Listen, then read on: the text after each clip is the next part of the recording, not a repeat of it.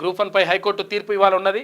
ఎందుకంటే గ్రూప్ 1కు సంబంధించి చాలా కేసులు ఉండే, రకరకాలుగా చాలామంది కేసులు వేసిండ్రు దానికి సంబంధించి. అయితే కొంతమంది ఇప్పుడు తర్వాత కేసు వేసిన వాళ్ళు కూడా ఏమన్నారంటే, మాకు ఇక్కడ రిజల్ట్లో అవకతవకలు జరిగినటువంటిది కొంతమంది కేసు వేసిండ్రు. కొంతమంది అక్కడ అందులో రిజల్ట్లో ఎవరైతే ఎంపికైనటువంటి అభ్యర్థులు ఉంటారో, అరే మేము బరాబరే జరిగింది, మేము ఎంపికైన తర్వాత మళ్ళీ దీన్ని తీసేస్తే మాకు నష్టం జరుగుతుందని చెప్పేసి వాళ్ళు వేసిండ్రు. దీంతో ఇవాళ తీర్పు ఉన్నది, హైకోర్టు తీర్పు ఉన్నది.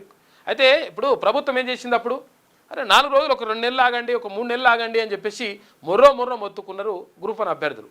మొత్తుకుంటే కనీసం ఇల్లే పట్టించుకోకుండా ఆడ మొత్తం ఏదో మునిగిపోతున్నట్టు, ఏదో జరిగిపోతున్నట్లు, ఇట్లా అయిపోయినట్టుగా ధనాదన్ అప్పుడు ఎగ్జామ్ పెట్టేసింది.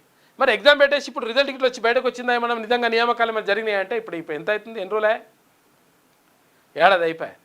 ఇప్పటి వరకు ఏం లేదు, ఇంకా అతి లేదు గతి లేదు. ఇంకా కోర్టులో నడుస్తూ ఉంది కేసు. ఇవాళ తీర్పు ఉన్నదంట.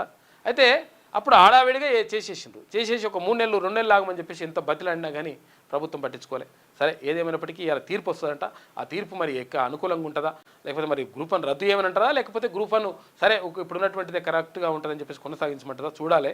కాకపోతే ఏంటంటే ఇవాళ తీర్పు ఉందంట.